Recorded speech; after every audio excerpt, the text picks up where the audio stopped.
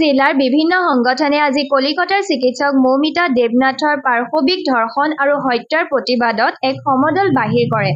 আজি সন্ধিয়াও দৰং মহাবিদ্যালয় আৰু তেজপুৰ মহাবিদ্যালয়ৰ ছাত্ৰ সন্থা আৰু কনভেন্ট ছেক্ৰেটাৰীয়েট দিল্লী পাব্লিক স্কুলৰ শিক্ষাৰ্থী আৰু শিক্ষকসকলে ঐক্যবদ্ধভাৱে তেজপুৰৰ চহৰৰ মূল পথেৰে এক বিশাল প্ৰতিবাদী সমদল উলিয়াই হাতে হাতে প্লে কাৰ্ড লৈ এই নিঃসংগ হত্যাকাণ্ডৰ উচিত তদন্ত আৰু দোষীক কঠোৰ শাস্তিৰ দাবী জনায়।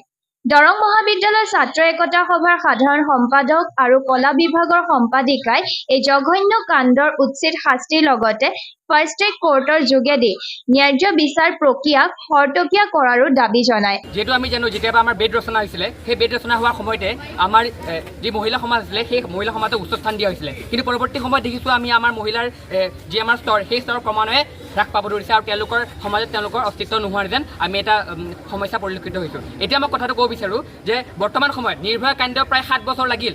আমাৰ কোৰ্টত তাৰিখ পে তাৰিখৰ যিটো অংক সেই অংক আমি কেতিয়াও নামানো। হয়, আমাৰ যি কোৰ্ট আমাৰ যি ন্যায় ব্যৱস্থা আছে সেই ন্যায় ব্যৱস্থাৰ ওপৰত যথেষ্ট ধৰণৰ প্ৰেছাৰ আছে বা যথেষ্ট চাপ আছে, কিন্তু সেই চাপ নেওচি আমাৰ পক্সো এক্টৰ আণ্ডাৰত বা আমাৰ নাৰীৰ ওপৰত যিসমূহ অত্যাচাৰ হয় সেই অত্যাচাৰৰ কাৰণে আমাক স্পেচিয়েল ট্ৰিবিউনেল লাগিব, য'ত 6 মাহৰ ভিতৰত সেই দোষীজনক আমি যাতে শাস্তি প্ৰদান কৰিব পাৰোঁ। আমাৰ কাৰণে এটা সাধাৰণ ন্যায় ব্যৱস্থা য'ত নিৰ্ভয়া কেন্দ্ৰ 7 বছৰ, ক'ৰবাত 10 বছৰ, ক'ৰবাত 12 বছৰ, আচলতে মই কৈছোঁ তেওঁ বছৰেকীয়াৰ পিছত বছৰেকীয়া উকলি যায়, যিজন ছাত্ৰী বা যিজনী ছোৱালী মৰি যায়, কিন্তু তেওঁৰ মাক বাপেকে আচলতে কান্দি থাকিবলগীয়া হয় ঘৰবোৰ। প্ৰতিবাদী আন্দোলনে ভয়াৱহ ৰূপ ল'ব বুলিও কঠোৰ ভাষাৰে সকীয়াই দিয়ে চৰকাৰক। Good evening, ladies and gentlemen. This evening, the past pupils of St. Joseph Convent, in collaboration with the authority, have organized this protest rally with heavy hearts, in grief and in solidarity. The brutal rape and merciless killing of a young doctor from Kolkata Medical College have shocked all of us to the core. It is a tragedy that defies comprehension, an act of unimaginable cruelty that has stolen a promising life and left a deep scar on our collective conscience. Her dreams, her hopes, her life is cut short in the most horrifying way. We pray for the consolation of our parents, her near and dear ones, and for the departed soul of Dr. Moumita Debnath.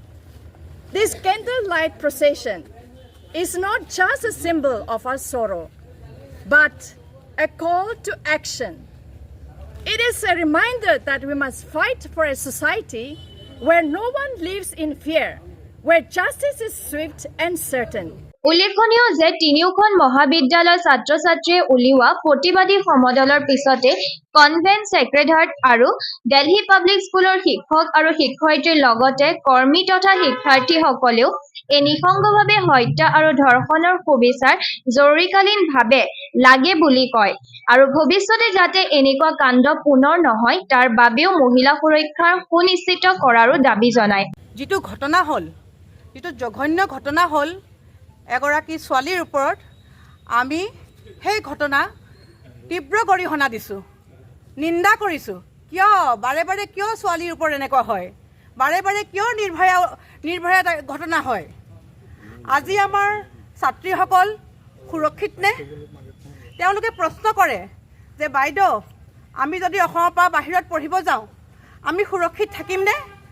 আমি শিক্ষয়িত্ৰী হিচাপে আমি লাজ পাওঁ, আমাৰ বুকু কঁপি উঠে।